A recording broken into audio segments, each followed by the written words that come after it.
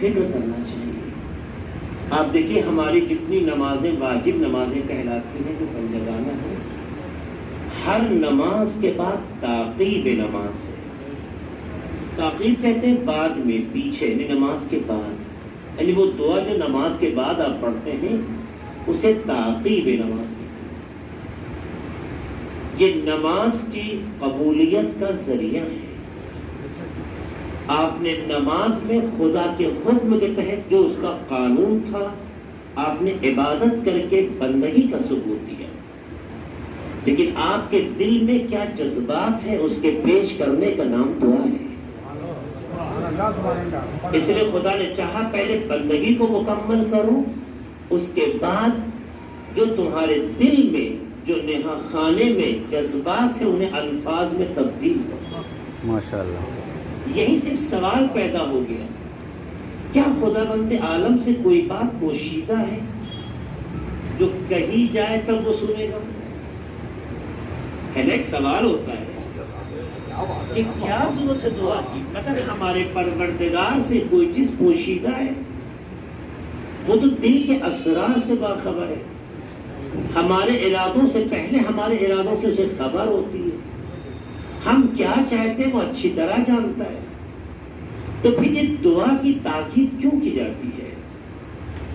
یہ تو بے فائدہ لگتی ہے، بے سود لگتی ہے۔ اس سے تو یہ بحث پیدا ہوتا ہے کہ ایسا تو نہیں کوئی چیز ہمارے پروردگار سے مخفی ہو۔ ایک سلوات کے ساتھ آپ آگے آ جائیے جو کہ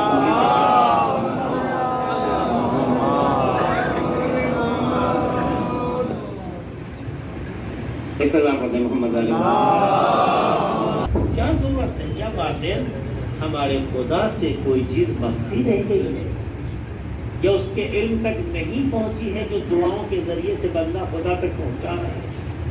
ہرگز کبھی سوچئے گا بھی نہیں۔ تو ضرورت کیا ہے؟ کہ اس ضرورت کو اپنی زندگی سے محسوس کرو۔ جب کوئی بچہ بچپن میں آپ کی تربیت میں پل رہا ہوتا ہے،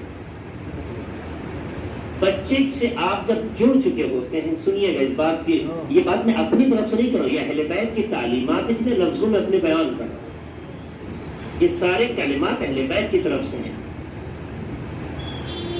آپ جس گھر میں زندگی گزارتے ہیں، آپ کی آغوش میں جو بچہ پلتا ہے، ایک مرحلہ بچے کے اور آپ کے درمیان میں ایسا آتا ہے کہ آپ بچے کی خواہشوں سے آشنا ہو جاتے ہیں،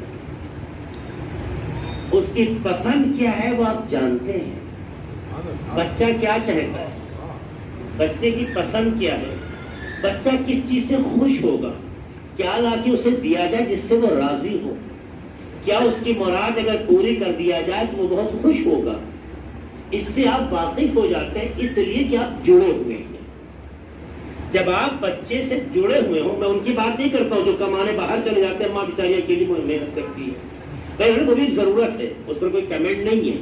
یہ بات ان افراد کے لیے ہے کہ جو بچوں سے جڑے ہوتے ہیں، جو بچوں سے وابستہ ہوتے ہیں، باوجود اس کے کہ بچے کی خواہش سے آشنا ہے، بچے کے جذبات سے آشنا ہے، اس کے پسند اور ناپسند کو سمجھتے ہیں، لیکن اس کے باوجود بھی ان کے دل میں خواہش یہ ہوتی ہے کہ بچہ اپنے انداز میں اپنے باپ سے کچھ کہے۔ سبحان اللہ۔ خواہش ہوتی ہے جب بچہ اپنے انداز سے اپنے باپ سے کوئی بات کہتا ہے، اپنے جذبات کا اظہار کرتا ہے، تو باپ میں پورا کرنے کی تمنا اور مزید بڑھ جاتی ہے۔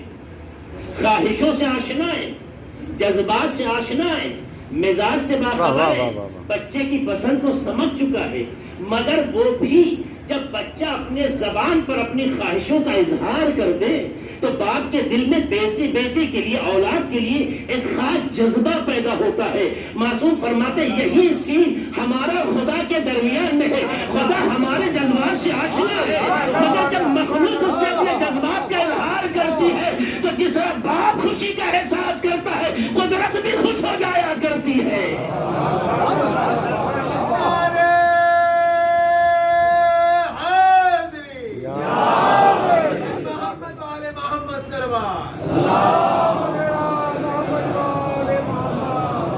روایتوں میں اصول کافی میں آپ جا کے دیکھیے تو اس سلسلے میں بہت سی روایتیں ہیں. کہتے ہیں کہ جب کوئی بندہ خدا کی بارگاہ میں دعا کرتا ہے تو خدا بندے کی آواز کو سن کر ایسے ہی خوش ہوتا ہے جیسے کسی زمانے میں جب اونٹ پلا کرتے تھے. روایت اونٹ کی طرف نسبت دیتی ہے. اونٹ یہاں پر مثال نہیں ہے. اونٹ خالی بات کو سمجھانے کا ایک ذریعہ ہے. اس زمانے کا وسیلہ اونٹ تھا. قیمتی چیزوں میں اونٹ شمار ہوتا تھا. ظاہر کے روایتوں میں لفظ اونٹ آیا ہے کہ جس طرح سے تاریک شب میں کسی کا اونٹ غائب ہو جائے اور نا امیدی کے بعد وہ اونٹ اسے مل جائے تو کتنا خوش ہوتا ہے. یعنی کسی کی محبوب چیز اگر اس سے دور ہو جائے, اگر نا امید ہونے کے بعد اسے امید کی کرن میں تبدیل ہو جائے, وہ چیز فراہم ہو جائے تو کتنا خوش ہوتا ہے. کہ جس طریقے سے محبوب چیز کے دور ہو جانے کی بنیاد پر, غائب ہو جانے کی بنیاد پر, ناپید ہونے کی بنیاد پر, نگاہوں سے دور ہونے کی بنیاد پر مالک پریشان تھا, جیسے مل جاتا ہے تو اس کے فرد مسرت کا حال دیکھیے کتنا خوشحال ہوتا ہے. اسی طریقے سے جب بندہ دعا نہیں کرتا ہے تو نگاہ قدرت سے خود کو دور کر لیتا ہے, لیکن جیسے دعاؤں کے لیے ہاتھ کو بلند کرتا ہے ایسے ہی خدا خوش ہوتا ہے جیسے محبوب چیز اسے مل گئی ہو. سبحان اللہ. خدا آپ سے محبت کرتا ہے. یہ سچائی ہے, یہ سچائی ہے. خدا آپ سے محبت کرتا ہے. اس کے نمونے آپ سن چکے ہیں. اگر خدا محبت کرتا ہے تو ہمیں کرنا چاہیے یا نہیں؟ ہم آپ سے سوال کرتے ہیں, اگر کوئی بیٹا آپ کا آپ کی باتیں نہیں سنتا ہے, آپ کی مرضی کے مطابق نہیں ہے, تو کیا اس بچے کو آپ بھوکا رکھتے ہیں؟ اس بچے کو اپنی زندگی سے نکال دیتے ہیں؟ کیا اس بچے کو بھول جانے پر آپ کو سکون ہو جاتا ہے؟ نہیں ہوتا ہے نا. تو جس طرح سے آپ کا بچہ اگر آپ کے منشا کے مطابق نہ ہو تو اسے آپ بھوکا نہیں رکھتے, اسے پیاسا نہیں رکھتے, اسے کسی کا محتاج بننا پسند نہیں کرتے, اسے اپنی نگاہوں سے دور رکھ کے سکون محسوس نہیں کرتے. اسی طریقے سے ہمارا خدا بھی ہے. جب بندہ اس کی منشا اور اس کے مرضی کے مطابق نہ ہو تو بندے کو اپنے سے دور نہیں کرتا. جس طرح سے آپ وسیلہ خلقت ہے, خالق نہیں ہے. اگر آپ کو اپنی اولاد سے اتنی محبت ہے تو خالق کو اپنی مخلوق سے کتنی محبت ہے. اس کا یہ مطلب نہیں ہوتا ہے کہ اگر ہماری مرادیں پوری ہو جائیں تو خدا راضی ہے. بہت سے لوگ غلط فہمی میں ہیں. اسی فلسفے کو آج کلیئر کرنا چاہتا ہوں. بہت سے لوگ غلط فہمی میں ہیں. امام بارگاہ جاتے ہیں, مراد پوری ہو جاتی ہے, سمجھتے ہیں مراد پوری ہو گئی. کربلا جاتے ہیں, مراد پوری ہو گئی, سمجھتے ہیں خدا راضی ہو گیا. فلاں مقدس مقام پہ جاتے ہیں, دعا مانگتے ہیں, مراد پوری ہو گئی, سمجھتے ہیں خدا راضی ہو گیا. سنیے گا غور سے, سمجھتے ہیں خدا راضی ہو گیا. یعنی انسان زندگی میں غلطیاں بھی کر رہا ہے, گناہ بھی کر رہا ہے, لغزشیں بھی کر رہا ہے. اس کے بعد اگر درگاہوں پہ جا کے, کربلا میں جا کے تعزیہ دیکھ کر, علم دیکھ کر, تبرکات کے سامنے منت و مراد مانگنے کے بعد اگر اپنے مطلوب تک پہنچ جاتا ہے تو اس کے ذہن میں یہ آتا ہے کہ خدا ہم سے راضی ہوگا. نہیں عزیزو, مراد کا پورا ہونا اور ہے, خدا کا راضی ہونا اور ہے.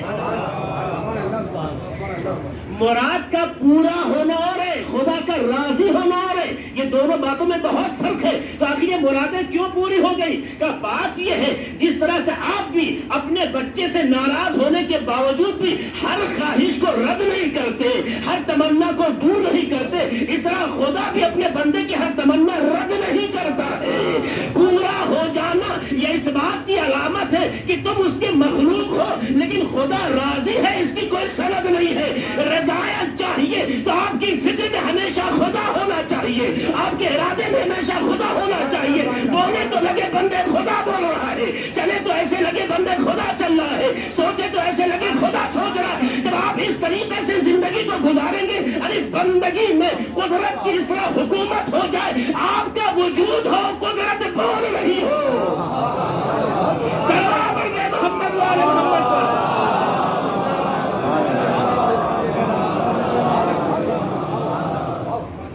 فرق ہے دونوں میں، مرادوں کا پورا ہونا اور خدا کا راضی ہونا. یہ ذہن میں رکھیں آپ. یہ تو ان جگہوں کا تقدس ہے کہ آپ کے جذبات مجروح نہیں ہونے دیتے. آپ ان جذبات، ان جگہوں کا بہت خیال رکھیں.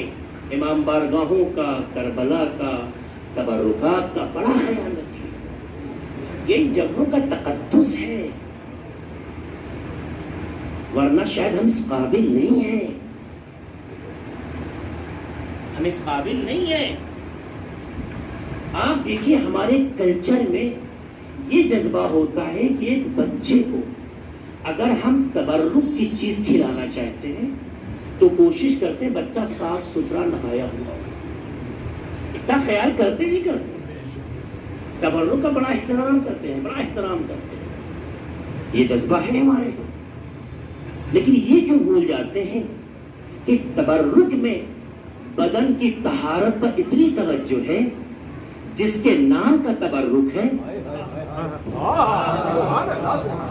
جس کے نام کا تبرک ہے، اس سے جڑنے کے لیے ہمیں کن کن طہارتوں کی ضرورت ہوتی ہے. کیوں اس پر توجہ نہیں جاتی؟ اگر سوچنے کا مقام ہے. تبرک کا تو احترام کر لیا، ان جگہوں کا احترام کیوں نہ کیا؟ اگر ان جگہوں پہ کون لوگ آتے ہیں؟ یہ تو ان کی بزرگواری ہے، یہ ان کا بڑکپن ہے، یہ ان کی اللہ کی جانب سے دی ہوئی نعمتوں کا اظہار ہے کہ آپ کے دل نہیں ٹوٹنے دیتے. اس لیے کہ انسان بغیر مرادوں کے زندہ نہیں رہتا. جہاں سے مراد پوری ہوتی ادھر ہی چلا جاتا، اور اس کے لیے انسان کوئی بھی راستہ اپنانے کو تیار ہے. مرادیں پوری ہونے کے لیے اگر ذہن میں کانسیپٹ آ جائے تو اس سے بحث نہیں معقول ہے یا غیر معقول.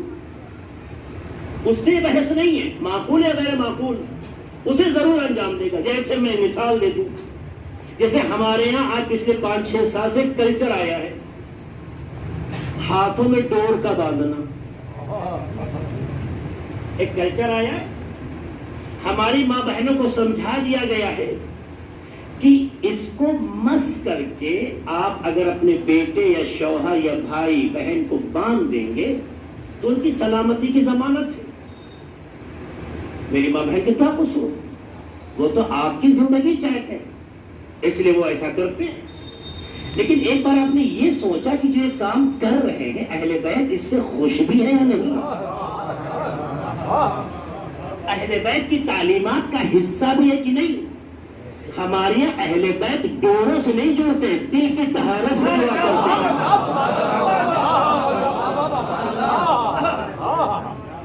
یہ جو کانسیپٹ ذہنوں میں بنتا چلا جا رہا ہے کہ صاحب ہم ڈور باندھیں گے، دھاگا باندھیں گے، علم سے مس کر کے، زری سے مس کر کے، تعزیے سے مس کرے، فلک متبرک چیزوں مس کر کے، مس کرنے کے تقدس کے قائل ہیں، مگر ہر چیز کی جگہ ہوتی ہے.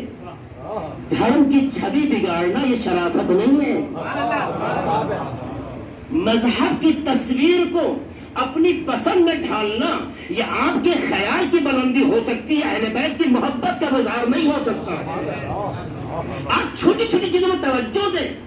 ہمارے یہاں اہل بیت کا لنک ڈوروں سے نہیں جڑتا، دھاگوں سے نہیں جڑتا. اگر یہ جڑ جاتا تو شاید دنیا میں ہر کوئی یہ لنک جوڑ لیتا. اہل بیت کا لنک دل کی طہارت اور فکر کی پاکی سے جڑا کرتا ہے. جہاں دل میں سچائی آ جائے اہل بیت وجود رکھتے ہیں. لہذا ہم یہ سوچتے ہیں کہ ڈوروں سے ضمانت مل گئی، یہ آپ کی غلط فہمی ہے. کیونکہ اگر وہ ضمانت مل جائے تو مذہب کی چھوی بگاڑنے کا ذریعہ ہو جائے گا. پھر ہر کسی کو جو اچھا لگے گا اسے مذہب بنا دے گا. توجہ کی ضرورت ہے. کیوں آپ ایسا کام کرتے ہیں؟ کیوں بجائے اس کے کہ آپ ڈور کا سہارا لیں خود کی اصلاح نہیں کرتے، خود کو اچھا نہیں بناتے، مگر علم کے سامنے آپ کھڑے ہو کے دعا کرتے ہیں؟ یہ کوئی چھوٹی چیز ہے؟ مگر زری کے سامنے آپ اپنی بات کہتے ہیں کوئی چھوٹی چیز ہے؟ اہل بیت کو وسیلہ بنا کر اپنی کوئی بات کہتے ہیں معمولی چیز ہے؟ آپ اس سے مطمئن نہیں ہوئے، آپ کو لگا ڈوروں سے ضمانت مل جاتی ہے، اس لیے اس کام کو انجام دینا شروع کیا. مذہب کے نام سے جذبات کو مذہب مت بناؤ، کہیں حسین کے گنہگار نہ ہو جاؤ. سلام محمد والے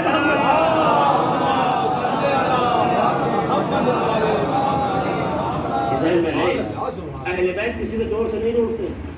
ہاں ہندوؤں میں بات سمجھ میں آتی ہے, جہاں وہ کانسیپٹ سے خیال تخیل ہے, انہوں نے اپنی مرادوں کے لیے درخت کے اطراف ڈور لپیٹے اور ان کے ذہن میں یہ کہ بھگوان کا ہم سے لنگ بن گیا اور جوڑ لیا اور دھاگا لا کے باندھ لیا. ان کے بھگوان جوڑتے ہوں گے, ہمارے اہل بیت ایسے نہیں جوڑا کر. اہل بیت تو صرف آپ کے دل کی طرف دیکھتے ہیں. ابھی یہ باتیں آئیں گی جو میں آگے بتاؤں گا, وہ بہت اہم ہے, سننے کے قابل ہیں. تھوڑا وقت ضرور ہو گیا, پتہ نہیں آج وقت ملے گا یا نہیں. ایک سلوات پڑھ دے محمد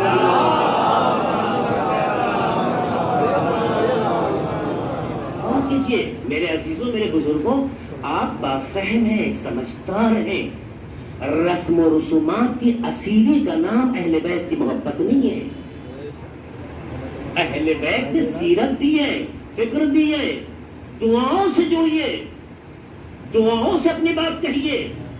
دوسری درگاہیں ہوں گی جہاں سننے کے لیے خاندان دیکھا جاتا ہوگا, جہاں بات کو وقت دینے کے لیے رشتہ دیکھا جاتا ہوگا. اہل بیت تو صرف دل کی سچائی دیکھتے ہیں. اپنی بات کہے کے تو دیکھو, کہنے میں دیر ہے, مدد میں تاخیر نہیں ہوتی ہے. اور یہ 1000 بار ہم نے عملاً دیکھا بھی ہے اپنی زندگی میں. یہ مثال اس لیے لاتا ہوں تاکہ بات کو کلیئر کر سکوں. اپنی زندگی میں ہم نے 1000 بار دیکھا ہے کہ گھر سے باہر نکلتے ہیں تو کوئی پہلے سے پلان کر کے نہیں نکلتے ہیں کہ نکلیں گے, ٹھوکر لگے گی, گرتے ہوئے انداز میں علی کو پکاریں گے, ایسا سوچ کے نہیں چلتے. مگر ٹھوکر لگتی ہے, ماں کی تربیت بولتی ہے, علی کہاں نہیں سنبھل گئے, یہ فوراً سنبھلنا اس بات کی علامت ہے. ہم نے بلانے میں تاخیر کی ہے, ان کے آنے میں تاخیر نہیں.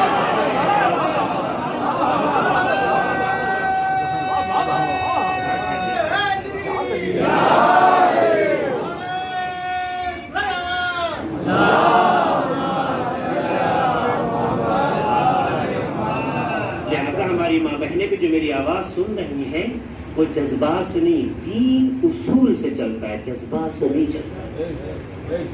آپ مذہب کی چھوی کی بگاڑنے کے مجرم نہ بنیں.